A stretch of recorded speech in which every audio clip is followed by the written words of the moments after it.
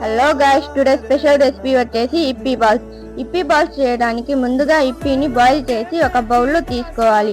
అందులోని chopped onions, capsicum, red chilli, salt, ఇప్పీ masala, coriander powder, cumin seed, chilli powder and last లో cheese వేసి బాగా mix చేసుకోండి. అంతా మిక్స్ అయిపోయిన తర్వాత ఆ మిక్స్చర్ ని కొంచెం కొంచెంగా తీసుకొని బాల్స్ లా రెడీ చేసుకోండి.